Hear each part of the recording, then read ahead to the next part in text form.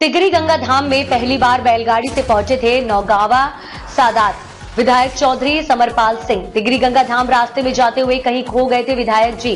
बड़ा दिलचस्प किस्सा। हर वर्ष परिवार के साथ या अकेले पहुंचते हैं जरूर है गंगा धाम विधायक जी। तिगरी गंगा धाम की व्यवस्थाओं को लेकर डीएम अमरोहा के विधायक अमरपाल सिंह ने की सराहना। जानिए विधायक जी के बचपन का किस्सा, जब बैलगाड़ी से जाते हुए अचानक खो गए थे।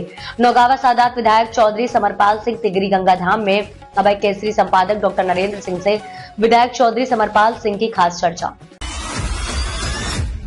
हम मौजूद हैं पतित पावनी मां गंगा के पावन तट तिगरी धाम में, अमरोहा जनपद में। चूंकि ये जगह पड़ती है और ये तिगरी धाम का जो मेला है बहुत ऐतिहासिक है। बताया जाता है कि त्रेता युग से ये मेला लगता चला आया है। हम लगातार यहाँ पर श्रद्धालुओं से चर्चा कर रहे हैं, जनप्रतिनिधियों से चर्चा कर रहे हैं, अधिकारियों से चर्चा कर रहे हैं। इसी क्रम में हम पहुंचे हैं। हमने देखा यहाँ नौगावा सादात से समाजवादी पार्टी के विधायक चौधरी समरपाल सिंह जी भी चुके हैं, अपने परिवार के साथ यहाँ पहुंचे हैं। चौधरी साहब हमारे साथ हैं, उनसे बात कर लेते हैं। चौधरी साहब, अभय केसरी में आपका स्वागत है। चौधरी साहब ये बताइए, चूंकि ये तिगरी धाम है, इतिहास के बारे में बताइए। आप सबसे पहली बार जो है तिगरी धाम आप किस सन में आप पहुंचे थे? सन तो सही में पता नहीं कब तक आए थे। सन मैं बहुत छोटा था, करीब 6-7 साल का रहा हूँ जब गाड़ी में बैठे अपने परिवार के साथ आए। अच्छा, क्या ट्रैक्टर से आए थे कि बैलगाड़ी से आए थे? बैलगाड़ी से, पहले बैलगाड़ी से। शुरू में बैलगाड़ी से, सारे गांव में बैलगाड़ी चलती थी।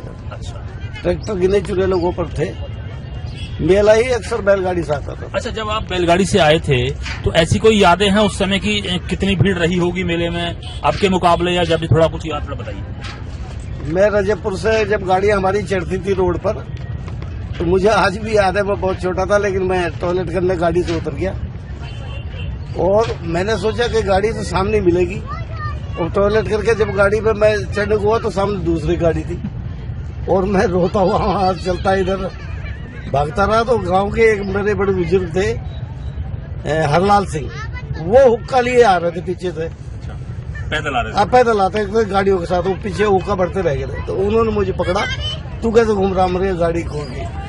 मैं ऐसे से उतर गया तो गाड़ी बोले बगैर बताए उतरा था। मैंने कहा उतरता, बता के उतरता तो नेचुरली भी परिवार वाले रुकते, गाड़ी रुकती।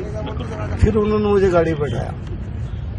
पहली घटना तो बचपन की ये याद है। अच्छा, तिगरी गंगा धाम की ऐसी कोई घटना जो आप हमारे दर्शकों के साथ साझा करना चाहेंगे? तिगरी धाम की तो यही था, जब मेले में बड़ा एंजॉय करते थे। जब मेला उखड़ता था तो बड़ा दर्द आता था। आज हम बच्चों को कहते हैं कि चलो चलो शैतानी मत करो, लेकिन जब जिस दिन मेला उखड़ता था बड़ा दर्द आता था। ऐसा लगता था जिन्हें क्या जीवन की अमूल चीज, कौन सी अमूल्य चीज है जो रह जा रही है। ऐसा लगता था 1-2 दिन और रुके।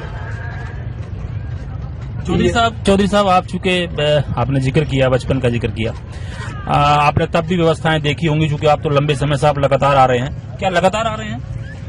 हाँ, लगभग लगातार सही है। किसी नहीं आते तो दिन में तो आते ही, हर बार आते हैं। अच्छा, ये बताइए, पिछले वर्षों की भांति इस वर्ष मेले में आपको क्या चेंज नजर आ रहा है? क्या परिवर्तन? चेंज तो हर साल ही होता है, अब आगे बहुत चेंज हुआ है। रोड बहुत बढ़िया हो गई। इतनी धूल धप्पड़ होता था कि धूल में गाड़ी में बैठे हुए सब सरवर ढके आदमी, औरतें, बच्चे पहचान भी नहीं आते थे यहाँ गंगा जी आने तक कि कौन सा बच्चा किसका है। इतना धूल, तो इतनी बढ़िया रोड हो गई और लैट्रिन की बहुत बढ़िया सुचारू व्यवस्था हो गई। पहले बहुत गंदगी रहती थी, शौचालय नहीं थे और जगह तक ऐसी अपने आपाधापी रहते थे लोग। इसका श्रेय आप किसको देना चाहेंगे? ये तो नेचुरली भाई, जब बदलाव आता है तो जो कमेटी होती है, जिला पंचायत होती है, उसको सरकार का भी रहता है इसमें। ऐसा नहीं सरकार का ना हो। ये सरकार की व्यवस्था है कि टोल टैक्स भी फ्री कर दिया मेले के लिए, उन्होंने अपने फंड से देते हैं। मेले का खर्चा सरकार अपने फंड से देती है। जो यहाँ टैक्स वसूला जाता था उसको माफ करके सरकार ने कहा हम मेले को अपने आप देंगे, तो सरकार का भी रहता है इसमें। क्या कोई विशेष संदेश आप यहाँ तिगरी धाम से आम जनता को, या श्रद्धालुओं को देना चाहेंगे? मैं देना चाहूंगा कि जो नए बच्चे हैं, अक्सर देखा जाता है गंगा जी के अंदर भी डुबकी लगाते हुए नशे में बच्चे मैंने कई देखे। मैं हाथ जोड़ के प्रार्थना करता हूं कि इस ताती को बचा लो, नहीं को सब बुजुर्गों से, अभिभावकों से भी मैं कहना चाहता हूं कि इन बच्चों को बचाओ, नशे से दूर रखो। पहले इतना डर लगता था, हम गांव के अपने बुजुर्ग नहीं, गांव के किसी भी बुजुर्ग से बहुत डर लगता था। आज अपने ही बुजुर्गों का सम्मान नहीं है, ये अक्सर देखा जाता है। हम अपने निजी हिस्सा हम बिल्कुल डायरेक्ट बुजुर्गों का सम्मान नहीं करते।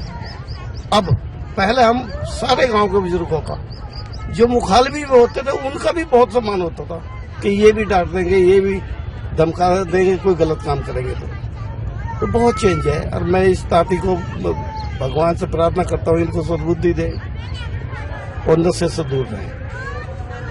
आपने सुना चौधरी समरपाल जी को, जो नौगावा सादात से समाजवादी पार्टी के विधायक हैं। आपका कहना है कि यदि आपका जो संदेश है श्रद्धालुओं के लिए, आम जनता के लिए और खासकर युवाओं के लिए, कि जो नशा है, जिस नशे ने कहीं न कहीं हमारी युवा पीढ़ी को खोखला कर दिया है, उसको जो है उसका एक तरह से लागड़ बना दिया है, तो उनका यही कहना है कि इस नशे से बचा जाए। यदि हमारी युवा पीढ़ी बचेगी तो हमारे देश का भविष्य बचेगा, और देश का भविष्य बचेगा तो निस्संदेह राष्ट्र का जो आने वाला समय होगा वो उत्तम होगा, श्रेष्ठ होगा। कैमरामैन रमेश और नितिन के साथ डॉक्टर नरेंद्र, तिगरी धाम, अमरोहा।